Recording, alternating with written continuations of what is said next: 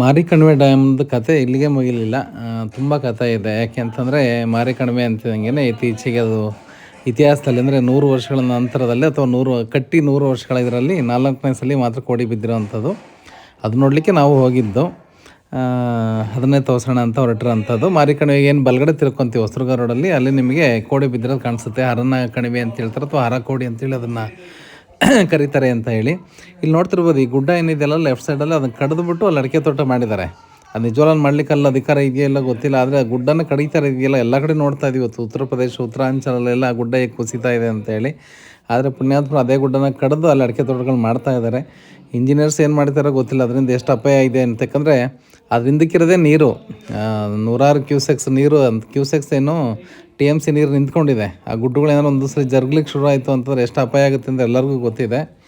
ಹಾಗಾಗಿ ಇದು ನೋಡ್ತಾ ಇರೋವಂಥದ್ದು ಜನ ಎಷ್ಟು ಖುಷಿಯಾಗಿ ಎಂಜಾಯ್ ಮಾಡ್ತಾರೆ ಅಂತಂದರೆ, ಹೇಗೆ ನಾನು ಭದ್ರೆಗೆ ಒಂದು ಥ್ಯಾಂಕ್ಸ್ ಹೇಳಬೇಕು. ಯಾಕಂದರೆ ಭದ್ರಾ ನದಿ ನೀರು ಬಂದ ಮೇಲೇ ಇದು ಕೋಡಿ ಬಿಡ್ಲಿಕ್ಕೆ ಸಾಧ್ಯ ಆಗಿದ್ದು.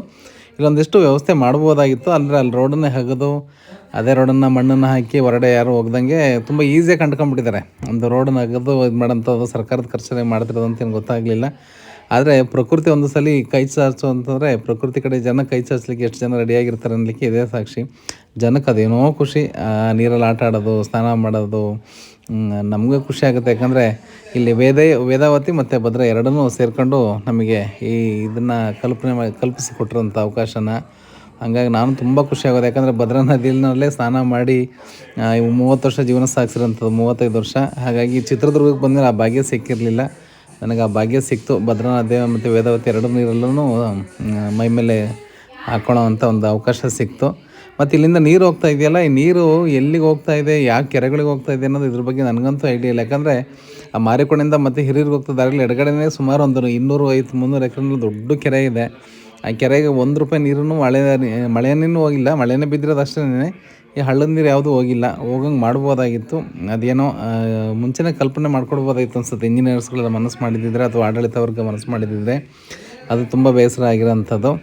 ಇಲ್ಲಿ ಹೋಗ್ತಾ ಇದೆ ನೀರು, ಕ್ಯೂಸೆಕ್ಸ್ ಗಟ್ಟಲೆ ನೀರು ಹೋಗ್ತಾನೆ ಇದೆ. ಅಲ್ಲ, ಇಷ್ಟು ನೀರು ನೂರಾರು ಹಳ್ಳಿಗಳಿಗೆ ಚಿತ್ರದುರ್ಗ ಭಾಗದಲ್ಲಿ ಜೀವ ತುಂಬಿಡುತ್ತೆ ಇಷ್ಟು ನೀರು. ಹಾಗಾಗಿ ತುಂಬ ಬೇಸರ ಆಯಿತು. ನೀರು ಎಲ್ಲಿಗೆ ಹೋಗ್ತದೆ ಅಂತ ಗೊತ್ತಾಗ್ತಿಲ್ಲ. ಪೇಪರ್ಲೇನೋ ಆಂಧ್ರ ಭಾಗಕ್ಕೆ ಹೋಗುತ್ತೆ ನೀರು, ಇದೆಲ್ಲ ವೇಸ್ಟಾಗಿ ಏನೋ ಕೆರೆಗಳು ತುಂಬಿಸ್ಬೇಕು ಅಂತ ಇದೀವಿ ಈಗ ಅಂತ ಹೇಳಕ್ಕೆ ಶುರು ಮಾಡಿದರು. ಗೊತ್ತಿದೆ, ಆಲ್ವೇಸ್ ಮಳೆ ಜಾಸ್ತಿ ಬರುತ್ತೆ ಅಂತ ಎಲ್ಲರಿಗೂ ಗೊತ್ತಿತ್ತು.